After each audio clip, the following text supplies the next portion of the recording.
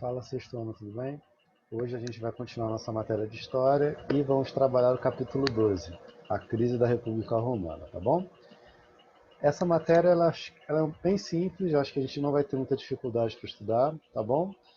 E eu vou tentar resumir o melhor possível para que vocês não fiquem muito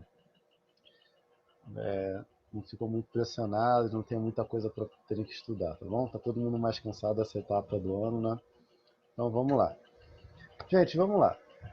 A gente falou na aula passada sobre o capítulo 11, a fase da monarquia romana, e falamos sobre o início da república, tá bom? Que é o momento na história de Roma em que ela vai se expandir, vai sair daquela regiãozinha aqui, da bota da Itália, né? Vai sair dessa região e vai passar a dominar muito mais territórios, tá bom? Basicamente, toda essa área amarela aqui é a área dominada durante a República Romana, até o final da República, tá? E essa área aqui de rosa, um pouquinho mais escuro, é a área que Roma vai se expandir durante a fase do Império, que a gente vai falar na próxima aula, tá? Então, sobre o expansionismo romano. Por que Roma, durante a fase republicana, teve que se expandir? Né? Basicamente, eram questões territoriais. Duas questões no caso. Primeiro, um território maior facilitaria a defesa de todo o território, pois caso um império estrangeiro viesse te enfrentar, ele teria maiores dificuldades de dominar tudo, pois haveria muita terra para ele ter que dominar. Então, você conseguiria garantir as suas defesas e novos territórios fariam com que você tivesse onde colocar a população romana que continuava a crescer muito, tá bom? Então, por causa dessas duas questões aí, desses dois pontos, Roma continuou se expandindo cada vez mais, tá? Dito isso, numa dessas fases da sua expansão, ela acaba gerando algumas guerras, tá? Uma dessas guerras serão justamente as guerras púnicas, é que os romanos vão guerrear contra os cartaginenses. Lembra que lá atrás, quando a gente falou de Fenícia, a gente falou de uma cidade de Cartago, que fica aqui nessa região aqui do norte africano? Então, essa cidade fenícia, ela já dominava também um território aqui no mar Mediterrâneo. E durante esse momento, é, essa região, né, onde esses cartaginenses dominavam, era chamada de Magna Grécia, tá? Pois era uma região que os gregos já também dominavam ali, e assim, os romanos já entraram em conflito com os cartaginenses para ver quem ia dominar definitivamente esse mar Mediterrâneo, já que os romanos estavam em sua expansão e nessa expansão eles também desenvolveram o comércio marítimo. Logo, nessas guerras púnicas, nós teremos três fases. Eu não vou cobrar para vocês o que cada fase foi e tudo mais não, tá?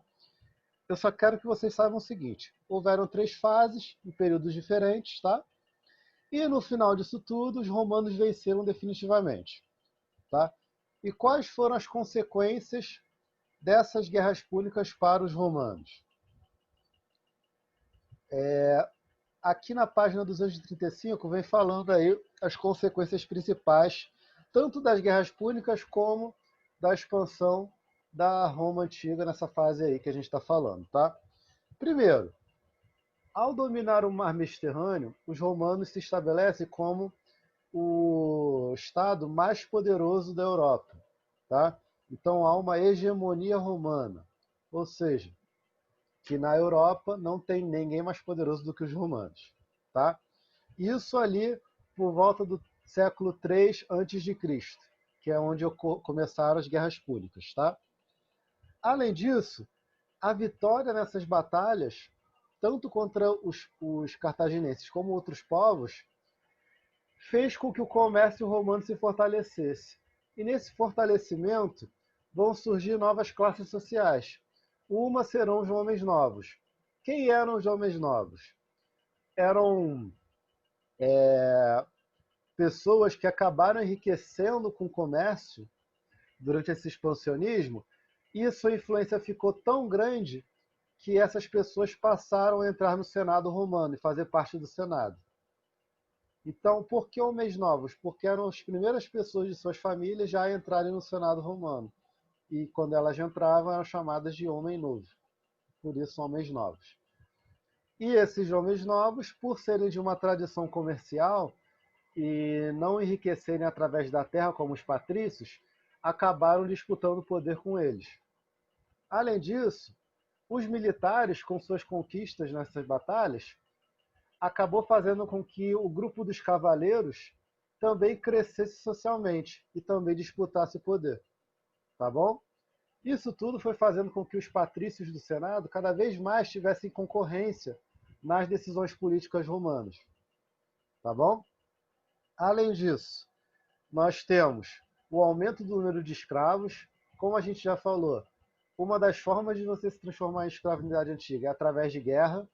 Se seu povo perde a guerra, provavelmente você será transformado em escravo. E como estava todo mundo perdendo para os romanos foram tendo cada vez maior número de escravos. Tá bom? Contudo, ao mesmo tempo em que esses escravos vão sendo incorporados a Roma, os patrícios vão dominando as novas terras que a República Romana vai conquistando. Então, nessas novas terras conquistadas, que deveriam ser distribuídas para a sociedade romana de forma geral, os patrícios vão controlando. E, consequentemente, com uma pessoa controlando um maior número de terras, produzindo maiores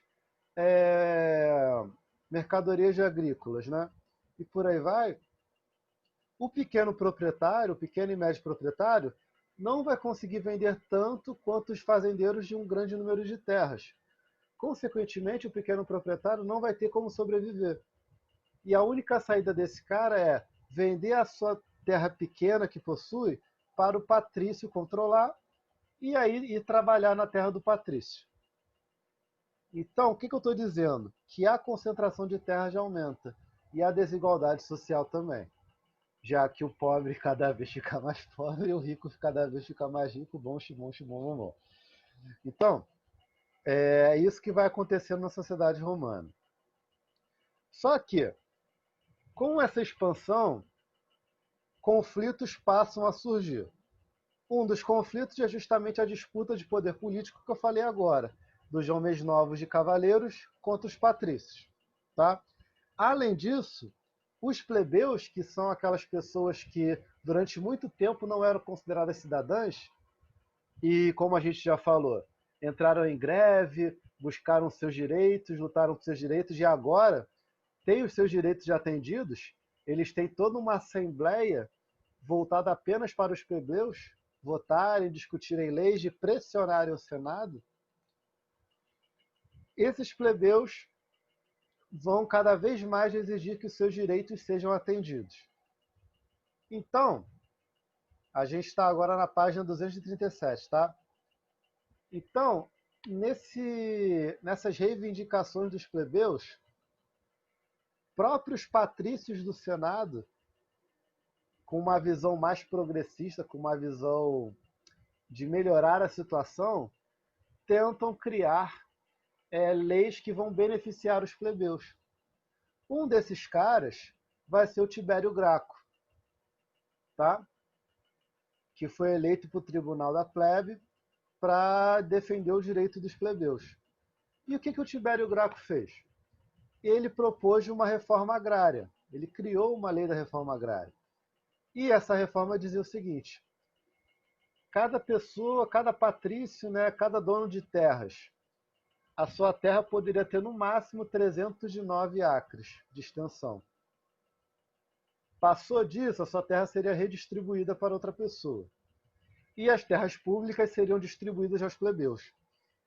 Então, aqueles plebeus que perderam suas terras para os patrícios porque não tinham mais como sobreviver, tiveram que vender e trabalhar na terra do patrício para poder sobreviver, eles iriam se dar bem agora, pois eles voltariam a ter terras. Os patrícios não gostaram disso. Consequentemente, se os patrícios não gostaram, e o Senado, que é que controla o poder na República Romana, o que os patrícios mandam fazer? Mandam matar o Tibério Graco e seus partidários, seus aliados. O irmão de Tibério, Caio, ele também é eleito por tribuno da plebe para defender os direitos dos plebeus e ele tem essa pegada da reforma agrária também. E o Caio ele vai além. Ele busca o apoio daqueles militares cavaleiros, que agora têm poderes políticos também, para garantir a aprovação da lei frumentária. E o que essa lei dizia? Que o preço do trigo iria diminuir. Com o preço diminuindo, a produção aumenta e a população romana mais pobre vai ter acesso ao trigo, porque vai ter muito trigo a preço baixo. Então, da mesma maneira que seu irmão, o Caio vai atrair a insatisfação dos patrícios do Senado e acaba sendo assassinado e seus partidários mortos e condenados também. Daí para frente, outros foram tentar fazer essas mudanças, mas sempre assassinados, como Marco Lívio Druso, que também foi do tribuno da plebe e também havia sido assassinado. Então, há uma tensão social entre os plebeus e os patrícios muito forte.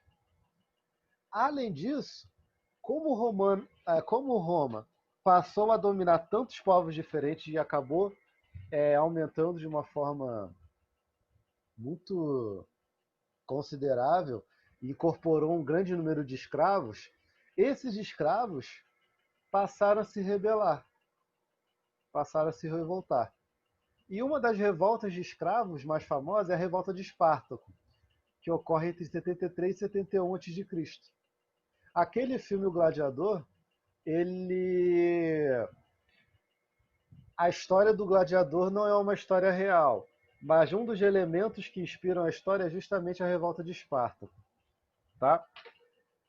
Em que Espartaco, né, não é espartano, tá? Um escravo da Trácia, uma região ali onde era a Grécia Antiga, tá? Ele lidera essa revolta em busca de liberdade, né? Pessoal, né? Que os escravos fossem livres e tudo mais. Só que essa revolta acaba sendo derrotada pelas tropas legionárias romanas, né? Com aquele escudo, capacete e tudo mais. E os escravos foram castigados. Mas já a tensão social continua. Tá? Para servirem de exemplo, para que os escravos não se revoltassem mais, o que os romanos faziam? Crucificavam os derrotados, crucificavam os perdedores, para servirem de exemplo e botarem medo nas pessoas que desejavam se revoltar. Isso vai ser muito utilizado também no Império, que a gente vai falar. Tá bom? Então, gente, Roma Antiga, a República Romana está num cenário de crise muito forte. Os patrícios e os plebeus estão em crise, estão disputando poder. O comércio marítimo fez com que novas classes sociais surgissem, como os homens novos e os cavaleiros. Há disputa pelas terras, por uma reforma agrária. Roma continua crescendo e os escravos estão se revoltando. Então, no final disso tudo, o que o Senado, que é a instituição política que controla o poder em Roma, decide fazer? Decide criar um governo, tá? Na verdade, esse governo ele meio que se cria entre esse primeiro governo, ele se cria uma aliança, né, entre Júlio César, deixa eu ver o nome aqui que eu esqueci, gente. Esse primeiro governo de Júlio César, Pompeu e Marco Graço. Eram 3 governantes, eram 3 pessoas muito influentes, tá? Cada uma à sua maneira, ok? E quem eram essas pessoas? O Júlio César era um cônsul romano. Lembra que a gente falou sobre os cônsules lá atrás? O Júlio César era um cônsul romano, na década de 50 a.C. Pompeu era uma pessoa muito popular por causa das suas conquistas militares, mas era desprezado pelo Senado porque não era de família nobre. E Crasso era considerado o homem mais rico de Roma, mas que não tinha influência política. Então, César, Júlio César, que era cônsul, tinha poder, mas não tinha aliados. Pompeu, que era popular, mas era desprezado pelo Senado. E Crasso, que não era levado a sério, porque era apenas um homem rico, decidiram se unir e tentar resolver juntos a crise que Roma passava. E assim surgiu o primeiro triunvirato, que não era um governo oficial que os patrícios elegeram, mas foi um governo em que 3 pessoas muito influentes de Roma acabaram se unindo e o Senado acabou permitindo isso. Agora, esse primeiro triunvirato seria um governo em união entre essas 3 pessoas. Só que vai chegar um momento em que as relações vão desandar. O que acontece? O que vai acontecer? Enquanto no início as relações estão boas, que é uma relação mais de família agora. Posso acabar confundindo. Basicamente, o que acontece é o seguinte: Pompeu e César vão se desentender, porque a esposa de Pompeu era irmã de César, era filha de César. Era filha ou irmã? Agora eu não lembro. Era filha ou irmã. E ela acaba morrendo, e a partir da morte dela, eles dois passam a se desentender. E Crasso acaba sendo morto em uma batalha aí por uma região. Logo, só restou Pompeu e César. E eles não estavam se dando bem naquele momento, e eles dois acabam se transformando em inimigos, e César acaba dando um golpe, e Pompeu acaba morrendo, né, e tudo mais, e César assume o poder sozinho. Dito isso, havia uma ferramenta que o Senado romano usava em momentos de crise. E esse poder do Senado foi utilizado nesse momento, que é a ditadura. Tá? Ou seja, em momentos de crise, o Senado escolhia uma pessoa para governar com plenos poderes temporariamente. E nesse triunvirato só restou Júlio César. Júlio César foi eleito ditador pelo Senado. Tá? Agora, César ele acabou sendo um ditador vitalício, sendo eleito ditador vitalício, já que o Senado não tinha saído. Então ele continuaria no poder até a morte. Durante a ditadura de César, que vai de 46 a 44, essas datas aqui elas são mais importantes, tá, gente? Então é bom vocês estudarem. Durante a ditadura do César, apesar desse nome ditadura, de ser um governante com poderes totais, ele foi um governante bastante popular pelo seu povo. Tá? Como assim? Ele vai distribuir terras para o exército, ele vai construir obras públicas, o que acaba dando emprego para os plebeus, ele vai conquistar novas regiões, escravizando novos povos, e esses novos escravos entrarão no lugar daqueles plebeus que estavam trabalhando para sobreviver, e agora esses plebeus com novas oportunidades de emprego conseguem também ter maior participação política, porque agora eles têm tempo para isso. Isso tudo faz o César ser um governante muito autoritário, sim, e ele era, mas muito popular. E um governante com todo o poder em suas mãos e com o apoio do povo, isso era uma ameaça para o Senado. E o que o Senado faz? A mesma coisa que ele já fez de outras vezes. Mata o Júlio César. E para isso, o Senado convoca Brutus, que era um líder político, mas principalmente era considerado por Júlio César uma pessoa muito íntima, como até mesmo um filho adotivo. Né? E aí vem aquela famosa frase, até tu, Brutus, filho meu, quando Júlio César presencia a traição de Brutus. Na verdade, essa frase não foi dita por César, foi criada numa peça de Shakespeare muitos séculos depois, mas já é uma frase famosa. Então, Júlio César era assassinado e assim termina a ditadura de César. O Senado, ainda preocupado com a crise, que apesar de Júlio César ter melhorado a situação, a crise permanecia. Ainda mais porque a população estava insatisfeita, porque o Senado acabou de matar uma liderança que a população se identificava. Logo, dessa vez o próprio Senado convoca o triunvirato, que é o segundo. E nesse segundo triunvirato nós teremos Marco Antônio, Lépido e Otávio. Todos os três tinham relação próxima com César, e todos os três estavam insatisfeitos com o que o Senado fez.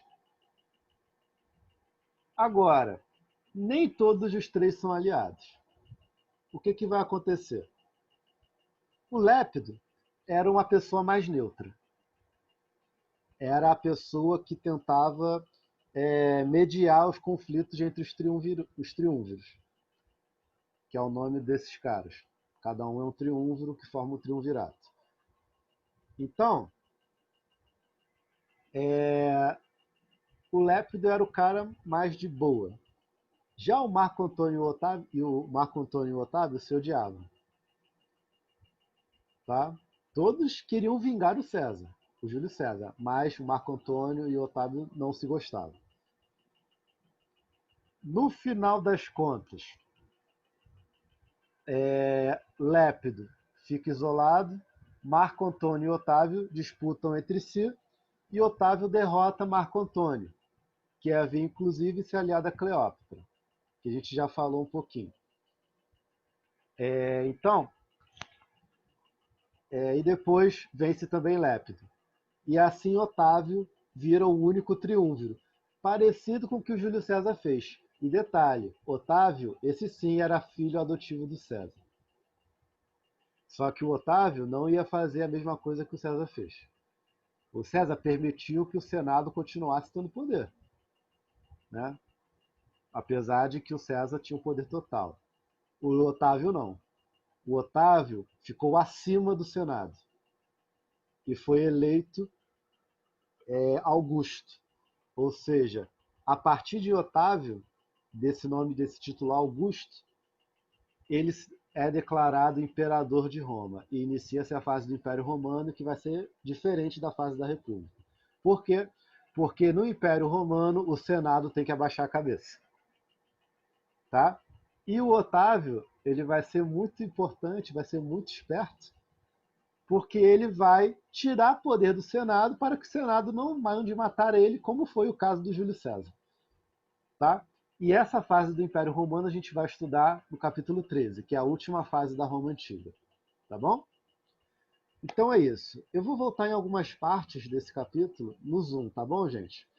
Espero que tenha ficado mais tranquilo para vocês entenderem. Se ficou difícil, assiste novamente a aula do capítulo 11 e a dessa aqui também, tá? Do 12. Vou montar um resuminho para vocês sobre o 11 e o 12, e o 13 eu monto separado, tá? Devo colocar essa semana para vocês. Se eu não colocar, me cobrem, porque às vezes eu esqueço, tá bom? Basicamente é isso, gente. Já vou colocar a videoaula para vocês lá no grupo dos pais. E o dever de casa para a semana que vem já está lá também, do capítulo 10. Semana que vem a gente faz a nossa revisãozinha, tá bom? Basicamente é isso, gente. Fico por aqui. Continuamos semana que vem. Tchau, tchau. E estudem, tá?